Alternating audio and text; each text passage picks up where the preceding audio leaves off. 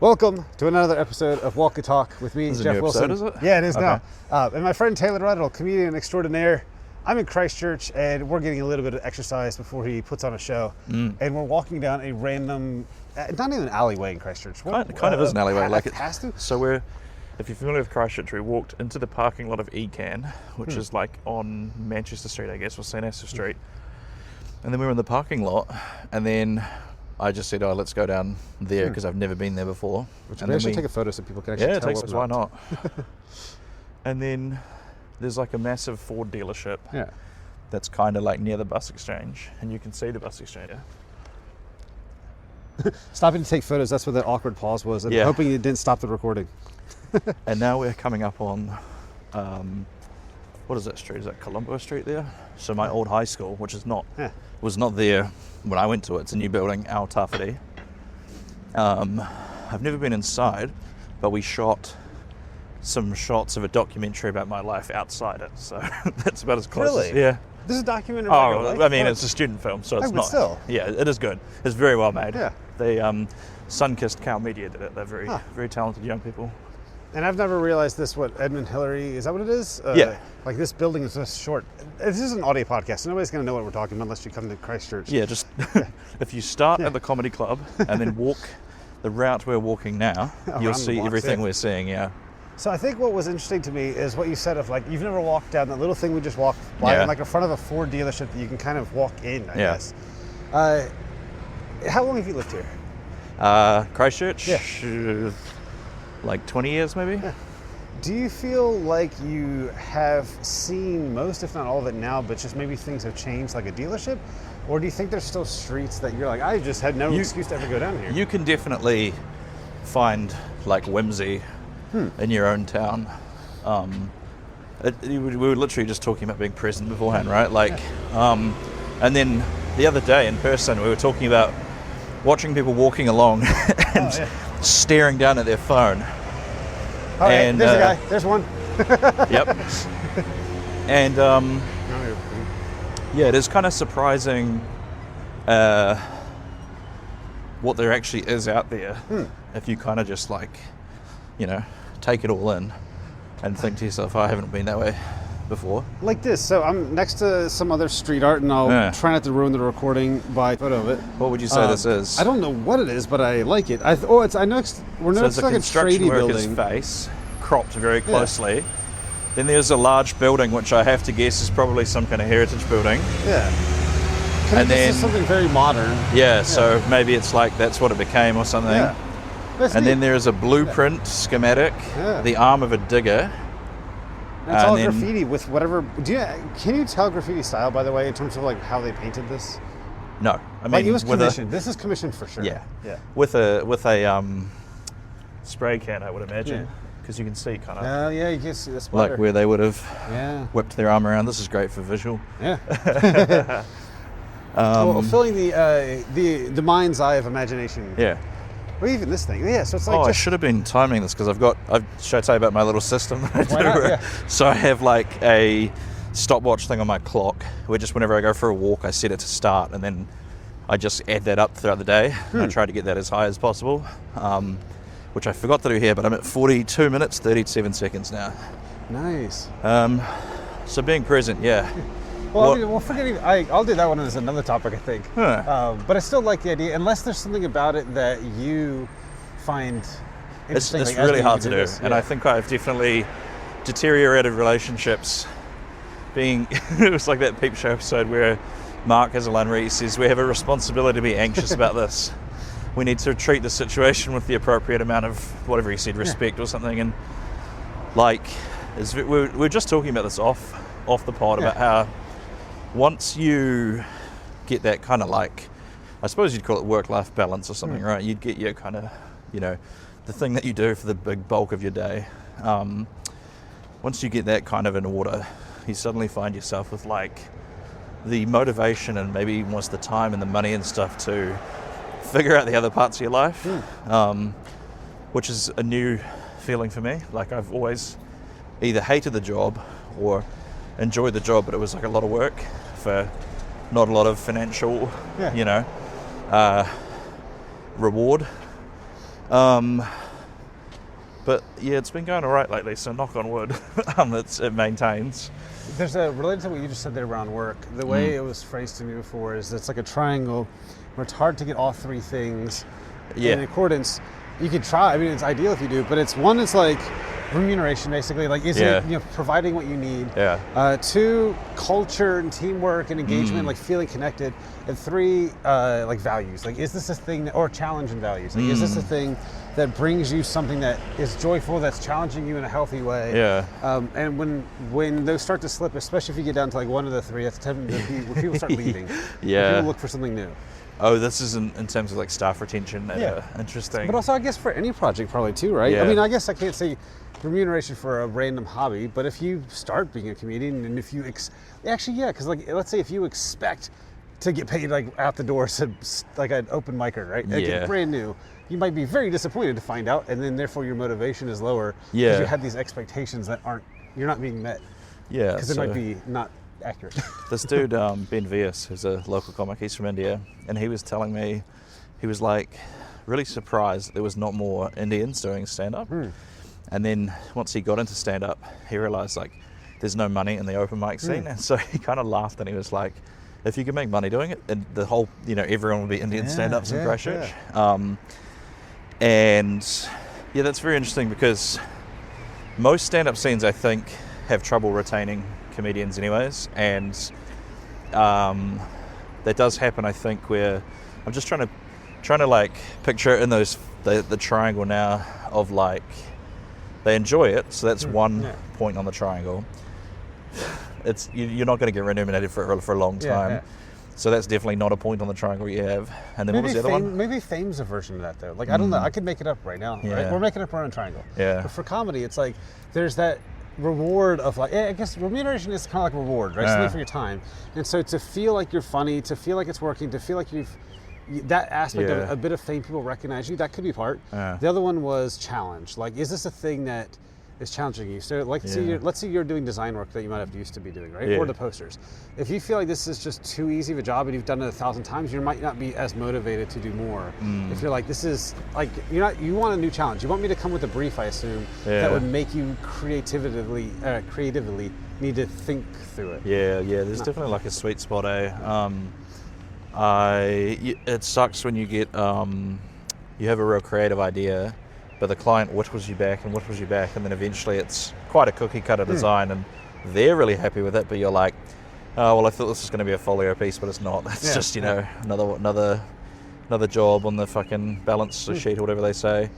But yeah, there's that triangles thing reminds me of another one I read about where they say if you imagine you have 4 light bulbs and they are like, I don't remember exactly what they're, it's like job, family, health, and I don't know, hobbies or something like that, and it's like you only have enough electricity to power all 4 at 25%, or you can flick some off and have them running at like, so you need to lock in at the job, you can power it for 75% or something, but then what are the 2 light bulbs you're going to flick off to make it happen, kind of thing. I like that analogy, and I'll probably start using it because that's something I'm struggling with in general, of trying to do way too many projects. I've always had that. I am getting better. The way Derek Sivers put it, which really helped me out, is thinking of it like, let's say, hey, I'm 40. If I've got till 60 to do whatever, right? I've got at least 4 more big, deep projects I could get started in. Those are like 4 things to 5 years that I like completely get into. And imagine, so like comedy, I did it for 3 years. I got in it, was there every week, producing shows and stuff, making clips and things with you. And then I stopped. But cool, that was 3 years of intense focus on that, where I spent less time writing and doing other things. So between now and 60, if I spent 5 years, I got 4 big projects ahead of me. to do whatever. I can get deep into whatever that is.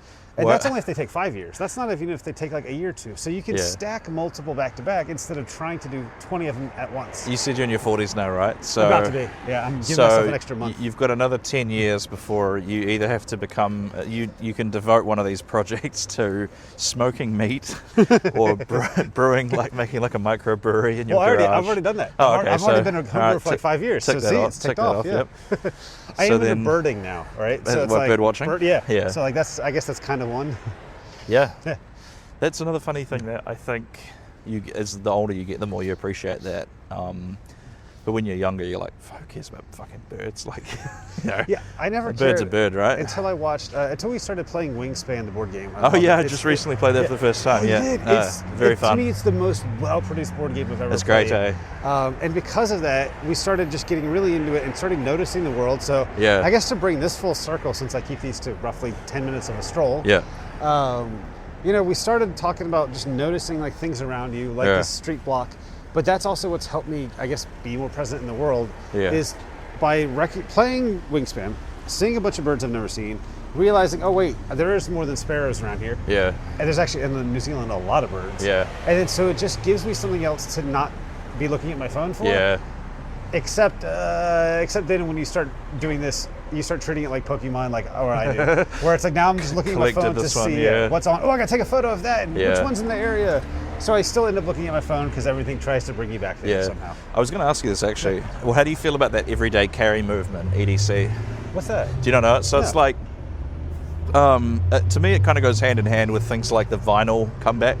Because it's like, I mean, a lot of it is IT guys will be like, here's my everyday carry, and it'll be like a Glock, a knife, a rope, all the stuff they're definitely not using every day in the office kind of thing. That's like they're holding everything from Clue. Yeah, exactly. But like, what I've found kind of interesting about it is people are actually almost disassembling their cell phones, and they're having like, they're wearing like a mechanical watch to tell the time, and they might have an old school iPod instead of music player on Spotify or something. And I think that's a really encouraging movement to see. Because we've all been through this tech thing of like how amazing it is, do you remember how amazing the internet was when you first discovered it?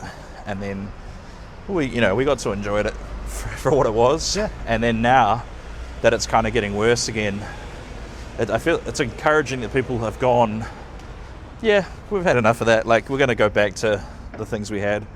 But yeah, if you didn't know what EDC was... Yeah, never heard of it. Yeah, I figured you might have been into it or whatever, but I think for the listener out there, a way of like being more in the physical world is to like get back into stuff like that. Like, I've got a PlayStation Portable that I've started playing again, and like that's just a delight, like you wander around with that thing, and like it was a device just before kind of smartphones, I guess. So it has very limited internet. It's that old? Yep. Wow. Yeah. It has an internet browser, but it's not good. Yeah. It can play music and videos, but it's a mare to get it onto the PlayStation Portable. And I think like people dusting off the vinyl collection, and like, because what I think is appealing about that is you just put it down and you're not skipping. You just listen to the whole thing through. Or, you can change it obviously, but I've always thought that's a nice idea for your attention span, is just to put a record on and then leave it alone. And then it's like, oh, it's finished. Okay, put on the next one. It is so much, and maybe it's because of the intentional, or unintentional friction of that, like you said. If you want to get up and switch every track, you're going to spend more time doing that than you are just like letting it play. Because somebody asked last night, they're like, do you listen to music at home? Like, well, we sometimes do. We don't listen to it as much half the time because I've got to power on the Bluetooth speaker, and then I got to connect it again, and then I've got to like go to YouTube Music or Spotify, pick it. Like, what do I want to listen to? Rather than just like, oh, I've got 20 options, really. Like the old days, right? It's the booklet of CDs you might have in your car, like or tape decks if you go back. This is all I have. So you just keep playing the same thing over and over, but then you don't have that problem of choice. No. And like there's something satisfying about the way a cassette chunks into the machine, or like I've never done a record needle, but I imagine that's quite, you pull it out of the thing and you can spin the record around a little bit, and that all just seems, you're very in the physical world. You're not all in bloody cyberspace. Which I guess is the point of what I'm doing with this experiment of walking, because at least it's like, hey, we've done this. We've done the block guide twice. Yeah. And it's just like already, while it's still a digital thing, we got to do something that wasn't just sitting there in front of the TV. It's like we actually did walk around. We saw some art that I'd never noticed the first time. Yeah. And I never know where conversations go. And well, I've definitely done my 60 minutes today, which is great. So I'm going to add that to my spreadsheet. My ankles are very tired, but that's okay. We got through it. What was the thing I was going to say? It was about the fact that there's probably traffic noise in the background. I like that now when I listen to podcasts, because you actually feel like you're in the real world. You're not in this like sterile studio space. And I love the moments where like someone walks into the podcast studio and they're not expecting there to be a show on or something. So you have that weird little like, you hear like an off-camera voice kind of thing, and I love all that stuff. And, this would be fun to see, like especially the angle like you are right now. With like 5 p.m. rush hour traffic behind you.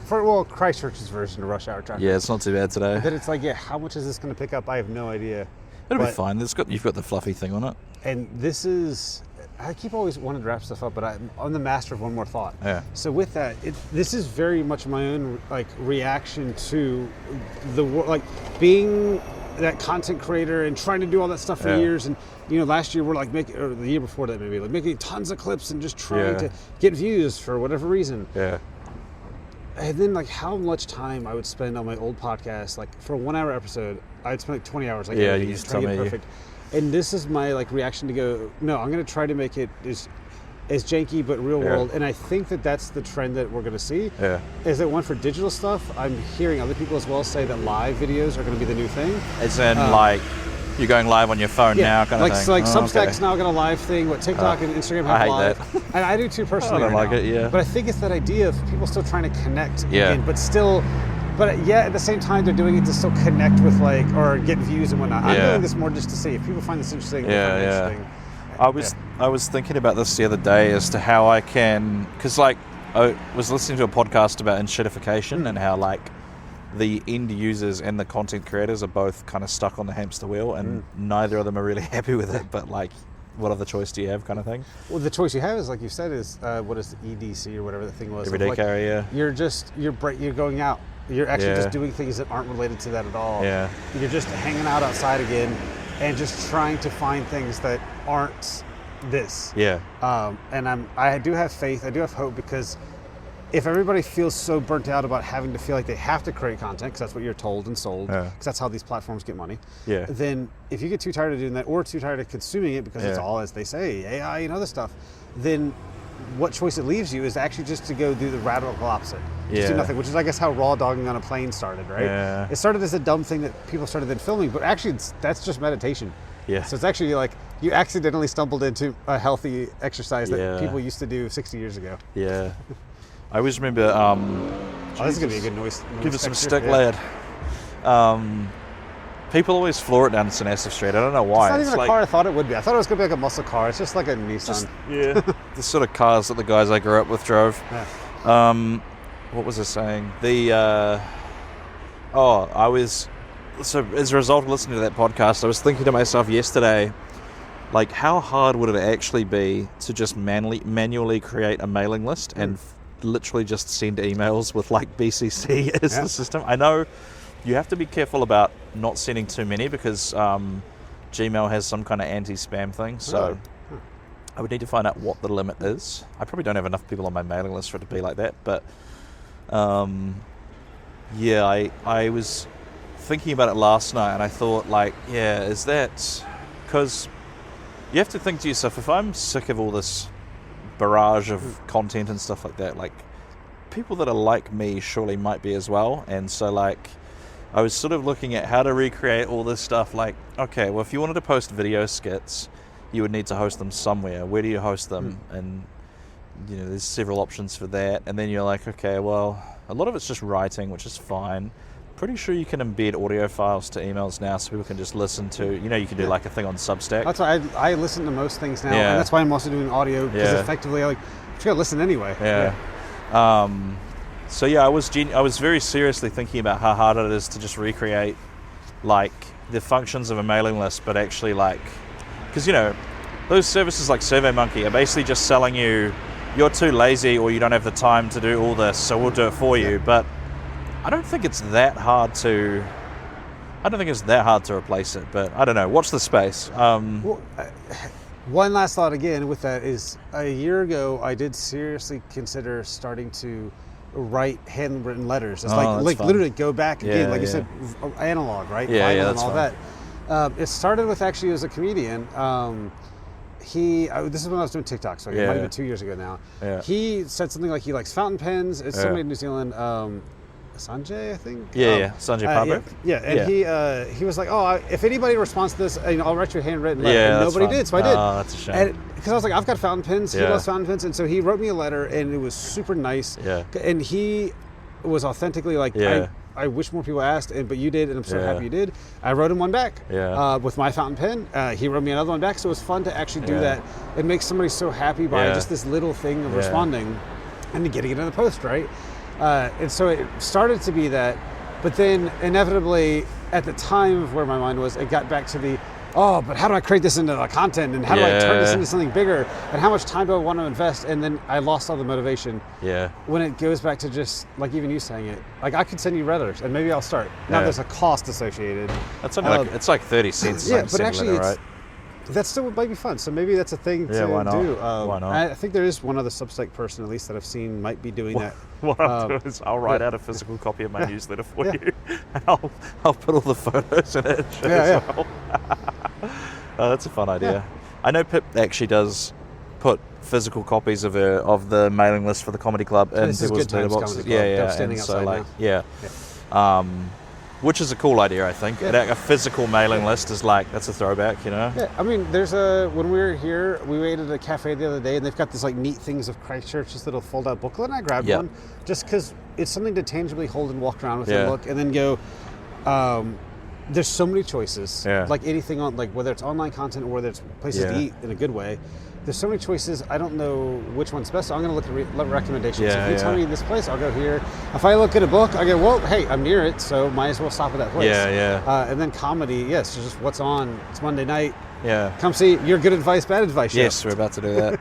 I had something in the mail the other day that was it was the most human thing I've ever seen a real estate agent do. It was like I'm sure the people paid to have spots in this, but it was a booklet of there were, what was it, maybe A5, and it was two half-page ads on one page, and it was all just local businesses, and there was a laundromat and all this kind of thing, and I was like, that's actually cool of the real estate agent, because no doubt they have big mailing lists and they have big reach for their pamphlets and stuff, but it's wow, they actually did something that might benefit the community instead of just bragging about other houses they sold.